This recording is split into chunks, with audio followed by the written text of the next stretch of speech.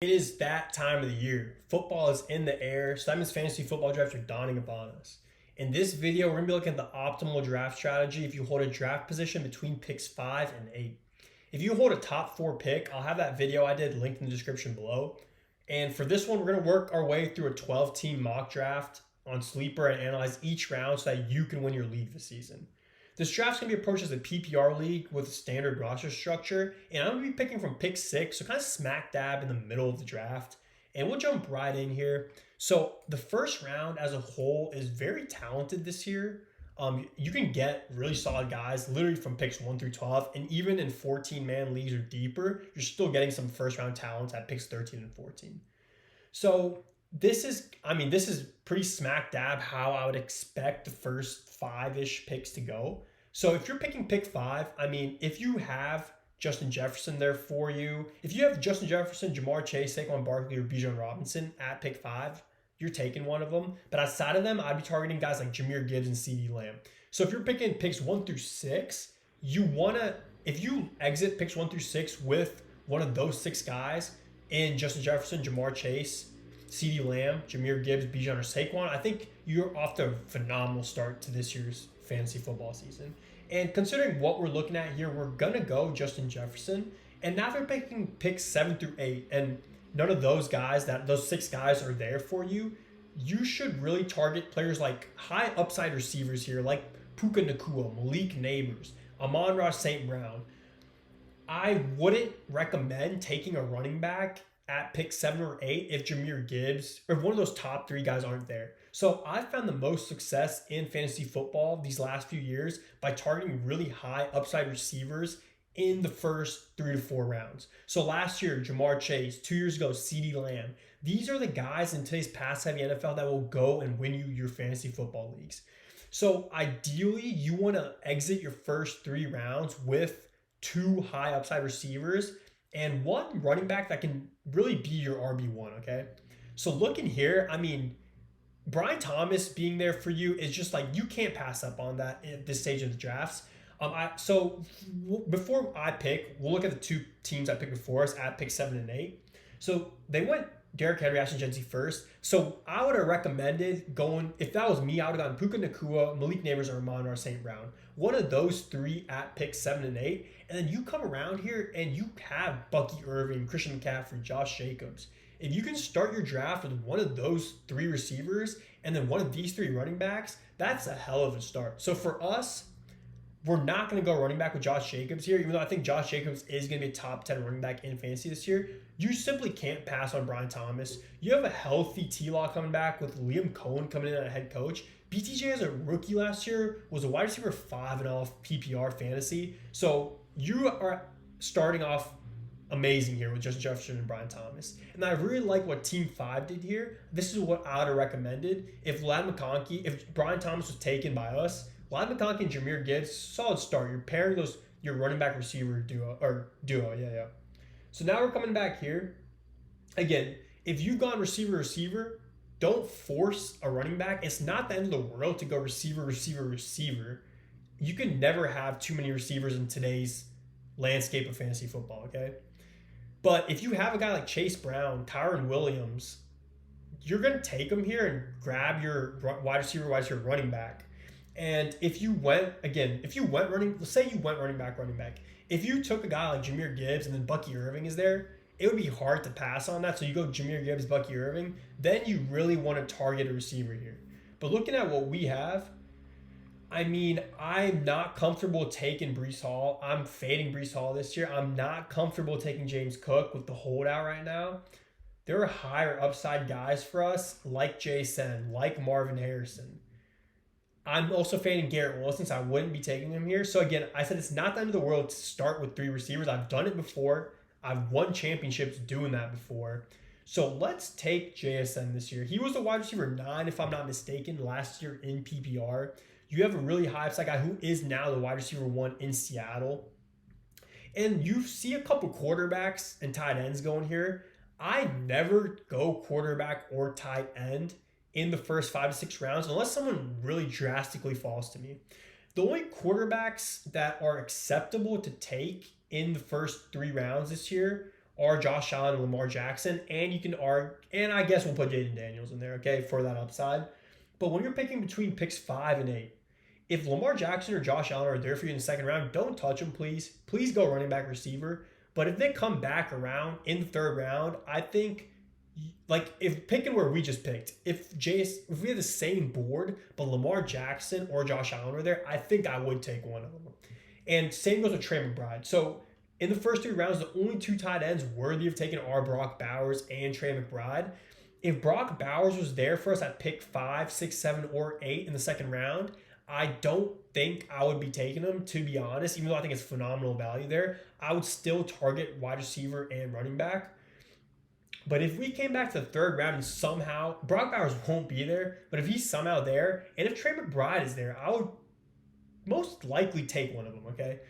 But you can't guarantee, like, these, I can't guarantee this guy's going to be there. You can't guarantee this guy's going to be there. Fantasy football drafts are fun because you don't know what to expect because of what your league mates are going to do. So you always have to make a decision based on what other people are doing and what you have available. So now we're here.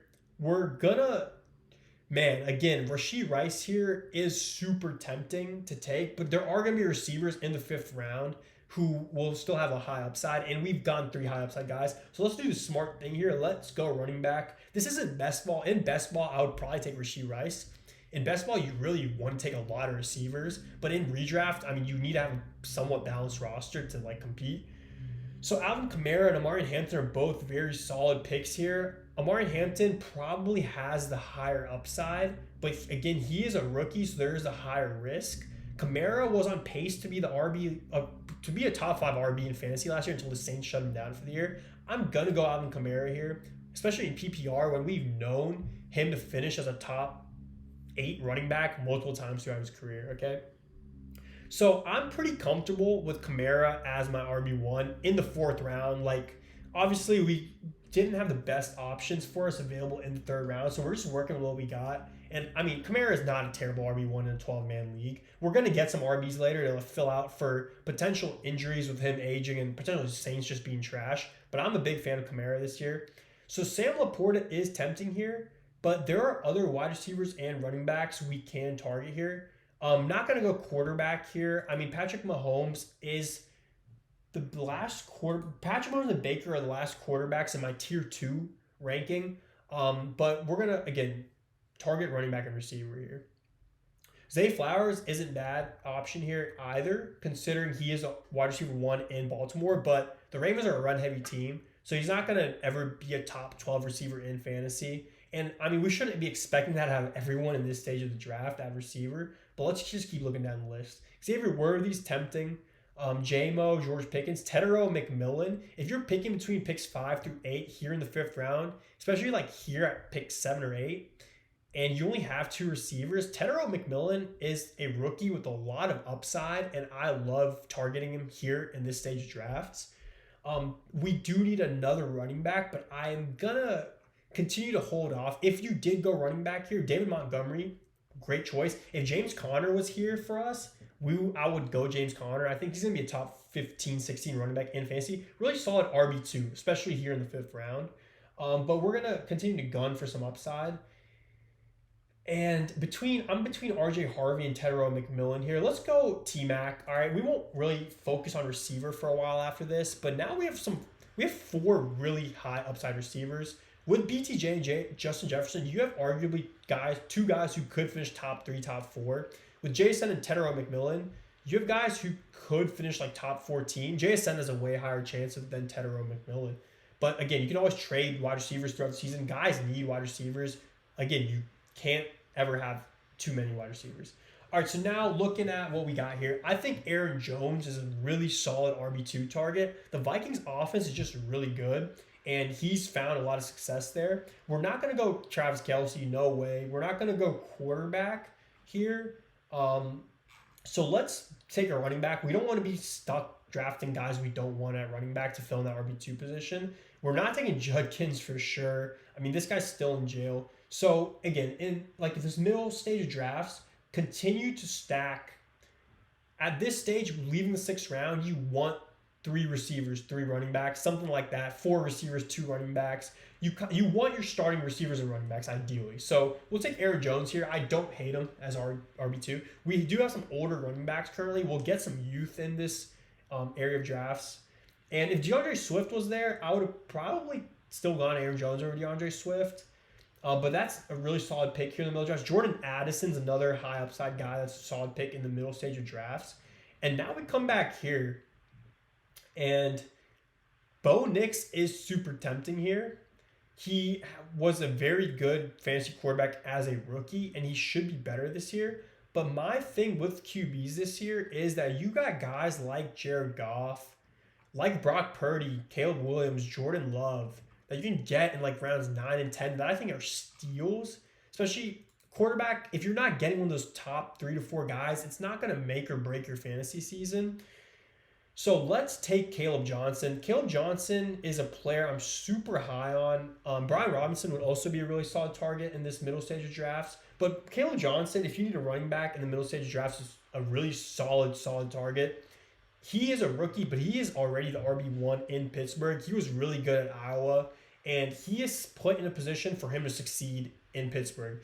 We've seen it before with Najee Harris as a rookie, kind of the same kind of running back, a really big, bruising kind of running back. And Caleb Johnson fits that mold. I think we'll see him find a lot of success in the NFL in his rookie season. And now we kind of have some insurance behind 2 veteran guys. You want to have your draft, your fantasy portfolio for your team be a solid mix of established players who've found fantasy success in the past seasons and a couple gambles, a couple guys who are maybe in their rookie years or their first, second, or third year, and you can get them at a discounted price. Like if Caleb Johnson balls out this year, he's going to be a second, third round pick next year. So we're getting him as a rookie in the 7th round here and gunning for that upside. So now looking at what we have on the board. So once you pass the first 5-6 rounds of drafts, there's a lot of players that are super overvalued and undervalued. It can be really hard to pick or really figure out who is undervalued and overvalued. So lucky for you, my fantasy football draft guide is now available to the public. This guide has all my rankings, notes, projections, and so much more. Let me do the work for you and provide you with the players you should be betting the house on and guys you should not be drafting. As a computer scientist, I've created advanced AI and machine learning models on top of my countless hours of research that could give you the winning edge this season. Secure your guide by emailing me, messaging me on X, or just commenting down below. The price you pay today is the price you pay for the rest of your life. So every summer, as my channel grows, as I introduce new, more advanced models, you will always pay what you paid today. And since this is the first summer on Yam Talks, I'm going to be giving out a free draft guide to one person every single video the rest of the summer. All you have to do is subscribe, like this video, and tell us your favorite running back target in the comments below. And a week from today, I'll pick a winner from your comments. So back to the video. So looking at our roster here on the right, we filled out almost our whole starting roster, not quarterback and tight end, but at the other skill positions. And we've gotten some depth at both positions. So we can really start to explore quarterback and tight end. I wouldn't take a tight end here. So the tight ends that I would be willing to take in the first 7 rounds are Brock Bowers, Trey McBride, George Kittle, Sam Laporta, and Evan Ingram. TJ Hawkinson's kind of boomer bust, and I don't want to take a boomer bust pick in the top 6-7 rounds at the tight end position. So now that those guys are gone off the board, let's hold off on tight end. We can assess the quarterback situation. Kyler is a super solid pick here. But we're going to compare him to who else left on the board. Cooper Kupp, Stephon Diggs, I'm not really trying to take here if I'm being honest. Juwan Jennings, another player I'm not that high on targeting here.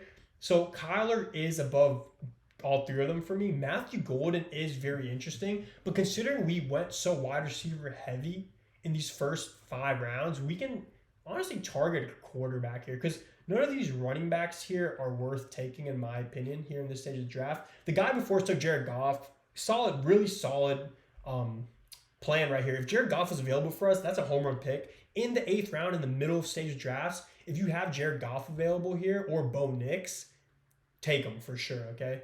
So what we're going to do here is we're going to go Kyler Murray. So now we filled out our quarterback position with a guy who was a QB9 last year in fantasy. And 2 seasons ago, he was a top 6 fantasy quarterback. So we should see him in an improved offense this year. And I really like that pick there. So I don't think he would have lasted for us coming back here. And now we can target two really off the bat. I see two high upside receivers that I'm taking over any tight end on the board right now. And that is Ricky Pearsall or Emeka Egbuka. Emeka Egbuka has been making noise in training camp this year as a rookie, and Chris Godwin might start the season on the PUP list now, putting Emeka Egbuka probably at wide receiver 2 for this team. And if he takes off as a starting receiver in the first few weeks of the NFL, they're not going to look back. They drafted him in the first round. They didn't really even need a receiver. So I've been taking Pearsall a lot, but for the sake of this draft, in this stage of drafts, we'll take Emeka Egbuka. But again, if you're drafting here between picks 5 and 8, you have Emeka Egbuka, Ricky Pearsall, and Josh Downs, who are all really 3 solid wide receiver targets. And if Matthew Golden or Jaden Reed are there, those are, again, guys that are very worthy of taking here in drafts. So I'm not going to go Jaden Higgins here. I mean, we just went receiver. We really need to fill out our tight end and running back depth. And Tucker Kraft is, I think, the last tight end. Tucker Kraft is the last tight end. I have a tier above all these other guys. He was a top 12 tight end in fantasy last year. Jordan Love has really found a solid connection with Tucker Kraft. So I think we can go ahead. We don't have a lot of picks left. Let's fill out our tight end position with a guy who I'm still really confident in, and we'll take Tucker Kraft here. So this is a solid spot to take a tight end between picks 5 and 8 in the stage of drafts. Kincaid, I mean, you could bank on some upside there, but Jake Ferguson's not a bad target here. And if you hadn't taken a quarterback here, Jordan Love, phenomenal target. Caleb Williams and Dak Prescott are also pretty solid targets. And then now we come back here. So we have our tight end. We have our starting roster filled out. And again, guys, if you're new to fantasy football, I understand, but we should not be taking kickers and or defenses till the last 2 picks of our draft. I don't care if it's the best kicker in the league, the best defense in the league. Kickers and defense do not win you fantasy football leagues. In this stage of drafts, don't be wasting picks on them or like mean picks, guys. These are really low investment picks here. So if you draft a player that we don't really like, we're not certain of, it doesn't matter because you can cut them without really investing a top 5 pick in a receiver or running back or quarterback or whatever here. Gun for guys with upside, guys that have a little bit of unknown to them, but are in really good situations. Because this is where you find gems who could propel you and get you over that hump to win your leagues. So we're going to be looking for guys like that. So I'm going to be pointing out a couple guys in the middle of the drafts here in the end of your drafts, in the middle positions at the end of your drafts. Tajay Spears, there's been some hype coming out about him in Tennessee, but Tennessee is not, I don't expect him to be really good this year. So running back I would put above him is Jaden Blue. I think the Cowboys are going to be a little better this year. Jaden Blue is a rookie, but I've seen a lot of promising stuff about him in training camp. And Javonte Williams is there above him, but I think if Jaden Blue can bring a big presence in the passing game as a rookie, he will overtake Javonte Williams on a 1-year contract as a starting running back in Dallas. Another player, Tank Bigsby, you could target. I'm really hesitant drafting any running backs out of the Jags running back room because I can't confidently sit here and tell you this guy's gonna be the RB1. That guy's, no one can tell you that. Okay, so I would be taking a guy like Jaden Blue over him. Ray Davis, we can probably hold on. That's another guy I like. Dylan Sampson is an interesting pick, but I expect those guys probably be there in the 12th round. So we've gone a lot really heavy on receiver. So we'll skip on receiver and take a high upside running back with low risk, and that's Jaden Blue, okay? And guys, again, I mean, if you're playing, unless you're playing with a lot of experienced fantasy players, you're going to see kickers and defenses go. Don't have FOMO and start drafting kickers and defenses. Continue to gun for upside. And just trust me on that, okay? So I typically don't suggest taking a backup tight end in one tight end leagues and non-premium tight end leagues because that's what waiver wires are for. There are a lot of solid tight ends that emerge every single year unexpectedly, and those are guys you can get on the waiver wire. And we already have our starting tight end I'm pretty confident in. So again, just keep gunning for upside here. And we're going to look at running back receiver. I don't hate taking a backup quarterback. That's never a bad call. And we'll assess the situation here and compare what quarterbacks are available compared to running backs and receivers. Tank Bigsby is still on the board. And at this stage, a whole round later, I'd be comfortable rolling the dice on one of these running backs. Because if Liam Cohen does end up being the offensive guru he is said to be in this offense and can really right the ship with this offense, and Tank Bigsby is the RB1, that is something I want to be a shareholder of. So we'll take Bigsby here. So now we have some running back depth on our team and a lot of solid high upside receivers. And this is going to be our last pick before we really target quarterbacks and tight ends. Before we really target kickers and defenses. So if you're drafting around here and you don't have a backup quarterback, you can go quarterback and take a backup if you'd like, or continue to get running backs and receivers. We can look at who's on the board. Kyle Williams, a rookie. Kyle Williams and Jack Bech are both rookie receivers who could really emerge as some high volume guys on teams that don't have established pass catchers outside of one or two guys. Okay, so there's some solid targets there. Deontay Thornton, this is for deep leagues like 14-man, 16-man leagues. He's been making some crazy noise in training camp for Vegas. If you're drafting really deep leagues, he's a target to look at later in drafts. Looking at running backs here, if you're a Christian McCaffrey holder, I think you have to draft Isaac Grendo. I know he's hurt right now, but he will be the backup running back when he's back and healthy on the field. And if something, God forbid, did happen to CMC, you don't want to be desperate on the waiver wires to try and get Isaac Grendo. You want to have him available for a player with that much injury concern. And looking at the quarterbacks, I mean, there are some solid quarterbacks here. We could take like JJ McCarthy and bank on him potentially putting up numbers like Darnold did in Minnesota last year. But for the sake of this video, I'm going to go with a guy who I am pretty high on, and that's Ray Davis. If James Cook continues to hold out and they just franchise tag him, Ray Davis looked really solid as a rookie last year, so they're gonna wanna go ahead and start incorporating him more into the game, into their offense, because next year he could be their RB1 potentially. And one more thing to add: if you go zero tight end strategy and you're taking a tight end late at this stage of drafts, in the middle of your drafts, you will have guys. Brenton Strange is a high upside young tight end that I would be targeting here. Elijah Arroyo as a rookie, he is the tight end 1 now in Seattle. That's someone worth targeting. Cade Otton is someone worth targeting. So this is just trying to show you don't need to be desperate and take a tight end early in drafts. Always hold off. So we're going to end our draft here with a kicker and defense. For your kicker, you want to target a kicker on a high scoring offense because they're more likely to get more field goal chances. And I like Tyler Loop here. Tyler Loop looked very solid in this preseason game last night for Baltimore. And Tyler Loop has been pretty impressive at training camp. So we'll go with him here. And then we'll end with the defense. Just target a defense that isn't trash and hopefully has a favorable schedule. But you never know with a week-to-week basis. Things change fast in the NFL. But looking at who we have here, we'll go with the defense like... we'll go Tampa because I trust their offense and not force a lot of turnovers. That's a big key too. But if you're picking in the middle of your drafts, this is kind of the approach you want to take. Again, gun for high upside receivers in the first 5 to 6 rounds. Focus on quarterbacks and tight ends later. And then don't waste your last picks on defenses and kickers. Make sure you get high upside guys. Thanks for tuning in. I'll have a bunch more fantasy content pumped out over the next few weeks. As always, subscribe, and comment down below. Enter the giveaway. And thanks for tuning in.